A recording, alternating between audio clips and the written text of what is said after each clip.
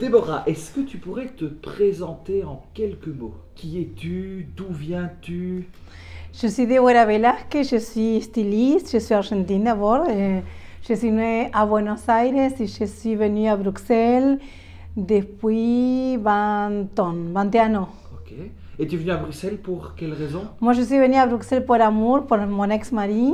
On s'est rencontrés à Buenos Aires, donc il me dit qu'il faisait beau tous les jours. Donc, je suis venue et il y a 21 ans que j'habite ici. Ok. Et je suis très heureuse à Bruxelles. Alors, ta maman est anglaise, Maman est irlandaise. irlandaise, Oui. et ton papa est mapuche. Mon papa est mapuche indien, Ok. vraiment un indien de Chili, mon papa est Ouais. chilien. La race mapuche est une race défavorisée à la Patagonie chilienne et argentine. Ouais. Et donc voilà, c'est pour ça mon couleur de cheveux est très obscur grâce à la race mapuche. Et Mapu, ça veut dire la terre, c'est ça? La mapu, c'est la terre. Ok. Et Et c'est donc- le prénom de mon chien. Ok, ah, c'est chouette. Oui. Est-ce qu'il y a des caractéristiques à part la couleur de cheveux, comme tu dis? C'est quoi être mapuche? Mapuche, c'est être quelqu'un de la terre, ça signifie la terre, et on est très attaché à la terre. Et je pense qu'on a, de tous les Indiens, je pense que c'est une race qu'on s'est battu beaucoup pour les terres. Ouais. Benetton et beaucoup de personnes sont venues acheter au sud de la Patagonie, sud de Chili, Mhm. beaucoup d'hectares. Ouais. Et malheureusement, sont pris les hectares. Et la terre mapuche, les mapuches sont des Indiens qui sont très forts de caractère. Ok. Et je pense que je suis dedans aussi.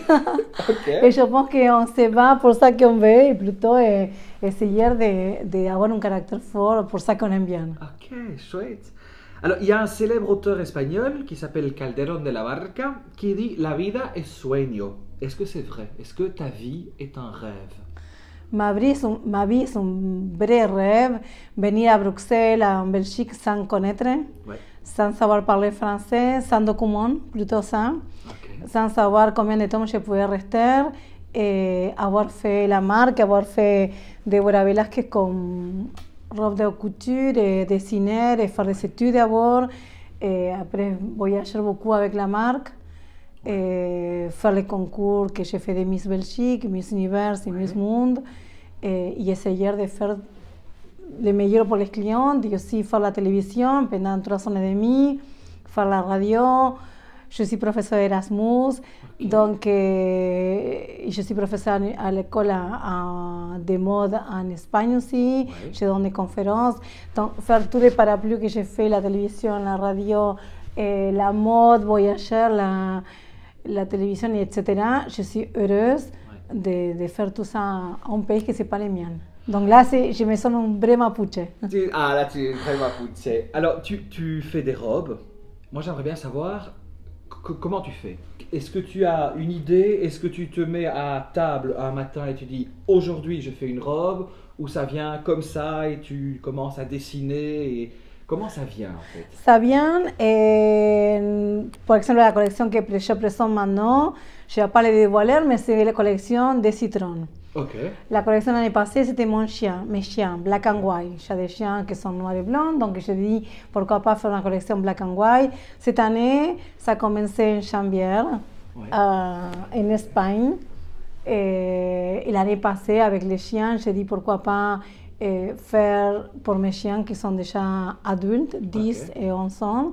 Et j'ai dit, je vais faire une collection black and white avec des taches de couleur. Ok. On avait sorti le coronavirus et là, je me suis dit, on va faire des sparkling, des couleurs de paillettes avec les black and white. Donc, j'ai mélangé 3 couleurs et j'ai commencé à faire la collection. Après, tu commences, tu t'inspires, tu dessines pas tous les jours. Ok. Tu dessines quand la collection ça commence, c'est plus ou moins 2 fois l'année. Ok. C'est en janvier et c'est en juillet. Ok. Donc, tu commences à dessiner, tu commences à voir les couleurs, tu vois la coupe, tu vois les matières.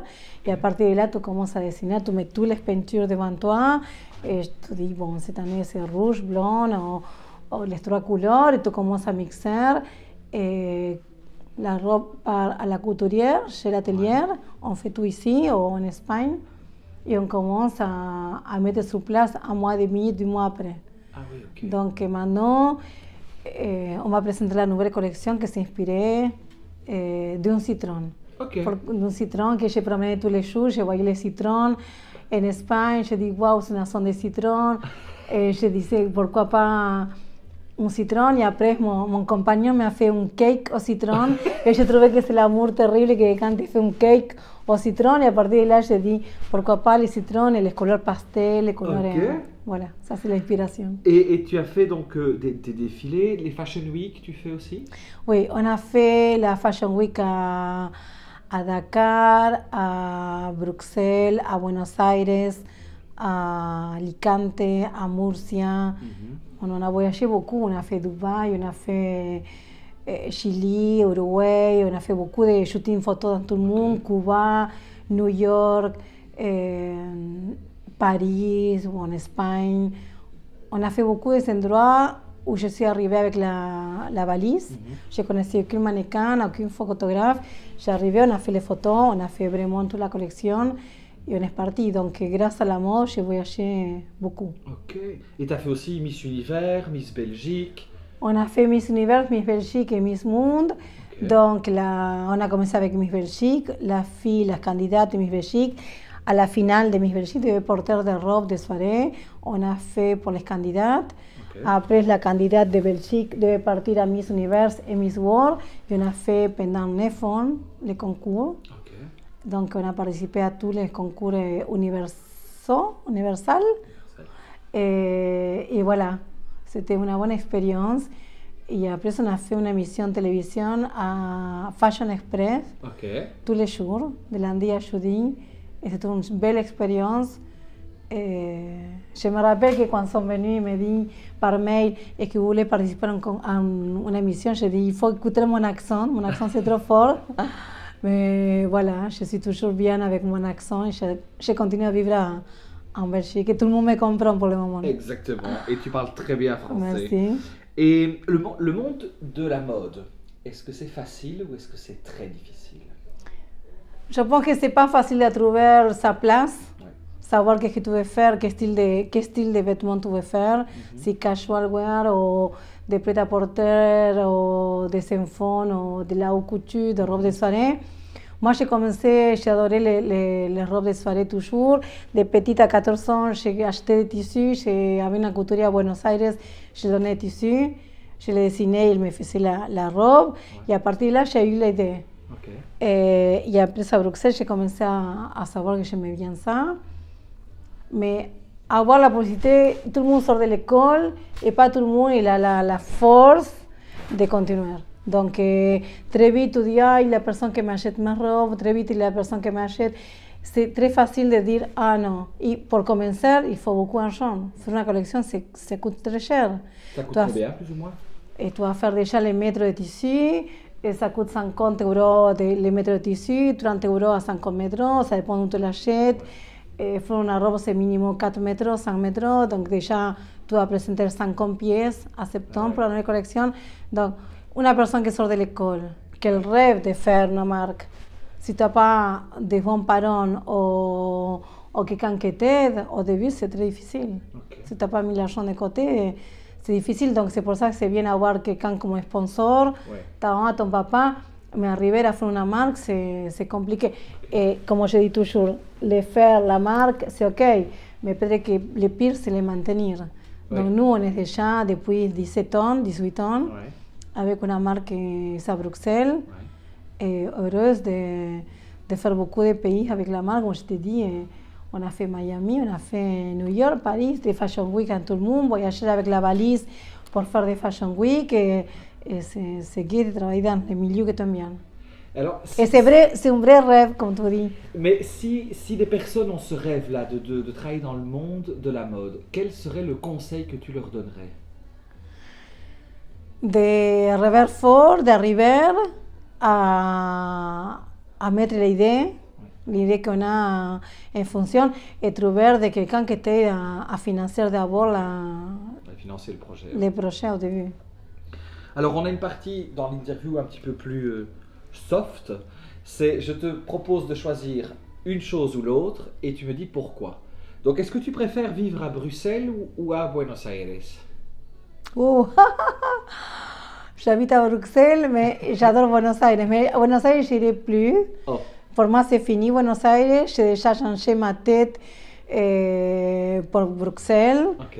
Et si je trouverais un pays de soleil, ça serait Espagne. C'est pour bien. ça que j'habite en deux endroits. J'habite en Espagne, à Bruxelles. Ok. Mais Bruxelles, j'adore parce que c'est un endroit multiculturel où je suis à la Commission européenne. Il y a tous les pays, 27 pays de la Commission. En plus de ça, tout le monde parle toutes les langues. Donc, si j'ai un accent différent, personne ne le voit parce qu'ici, tout le monde parle avec Ouais. autre accent.